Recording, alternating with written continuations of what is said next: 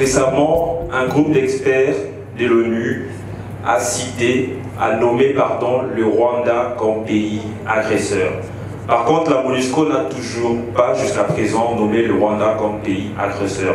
Êtes-vous entré en contact avec ces groupes d'experts pour travailler en collaboration, histoire de trouver des solutions idoines pour faire face à ces conflits interminables? Une mission des Nations Unies, c'est une mission intergouvernementale au service de 193 États.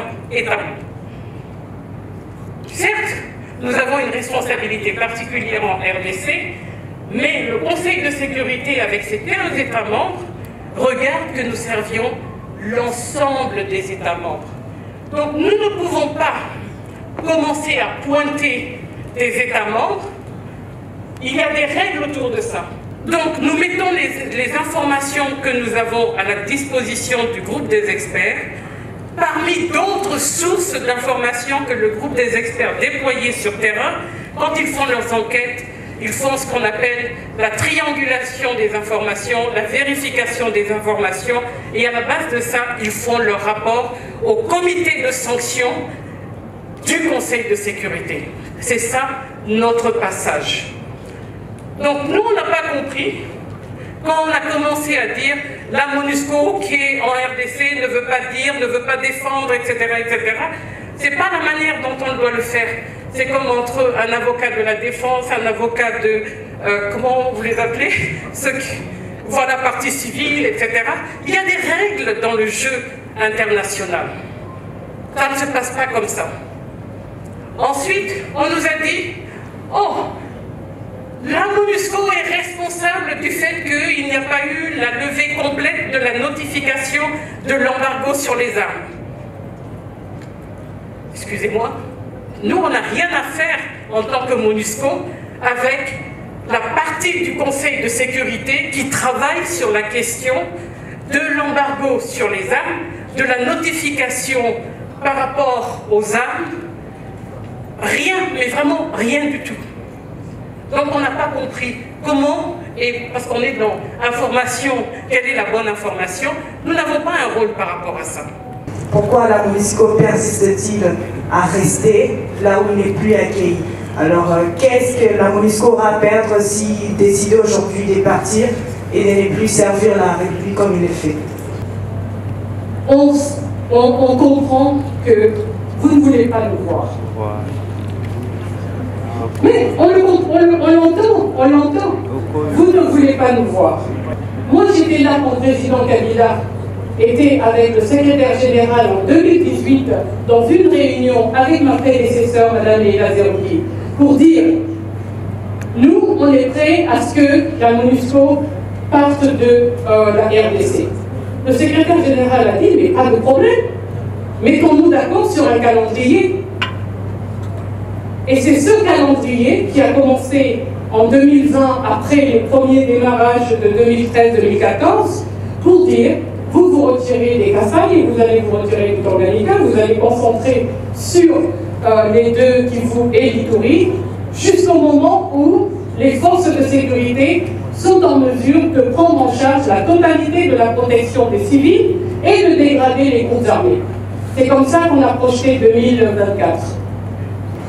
Est-ce légal qu'une organisation de maintien de la paix puisse ouvrir le feu sur une population qui sont censées protéger et sécuriser l'Est de la Russie? Dans un pays autonome, vous ouvrez le feu contre la population. Pourquoi vous n'avez pas contacté la plus grande hiérarchie de l'armée pour pouvoir maîtriser la population? La manière dont la question est posée, c'est comme si on disait dans le monde entier, lorsqu'il arrive, moi je l'appelle une bavure grave, mais est-ce qu'une bavure est la représentation de la totalité du travail que fait la force de la MONUSCO? Je ne pense pas. Nous avons des équipes qui s'occupent des questions de conduite et de discipline pour le personnel militaire, pour le personnel policier, pour le personnel civil et pour ce que nous appelons les volontaires des Nations Unies qui travaillent avec nous. Lorsque les faits sont établis, il y a des fautes graves, il y a les, comment on appelle ça, les incidents majeurs, il y a des sanctions disciplinaires qui sont prises à l'encontre de ceux qui sont trouvés fautifs par rapport au code de conduite qui est exigé de tout le personnel des Nations Unies. Donc il n'y a absolument aucune légalité de prendre des armes et de tirer sur la population. C'est une question d'actualité. Après les incidents, à Butembo particulièrement, aujourd'hui on remarque que la majorité de la base de la MONUSCO est en train d'être relocalisée ailleurs. Alors cette solution est uniquement pour apaiser la population ou c'est beaucoup plus stratégique? Vous voyez, donc Butembo, dans la communication, c'était important pour la population de se dire « Hey, on a gagné, ils sont partis de Butembo ». Mais en fait, on est parti de Butembo pour les besoins de sécurité du personnel qui se trouvait à cet endroit, puisqu'on ne pouvait plus emmener les rations, puisque les véhicules emmenant les rations se faisaient attaquer. D'accord ? Et en même temps, vu la demande de départ, c'était très difficile d'organiser sans être en contact permanent quotidien avec le gouverneur du Nord Kivu, avec le maire de la ville de Butembo et avec les collègues, les collaborateurs qui, à partir de Béni, faisaient le travail avec la ville de Butembo.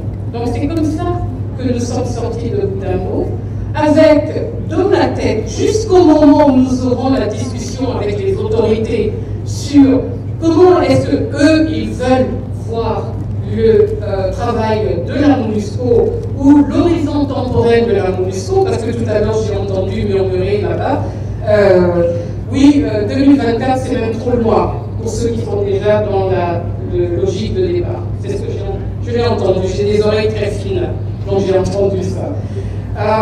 Donc c'est juste pour dire, il n'y a pas de stratégie politique dans ça.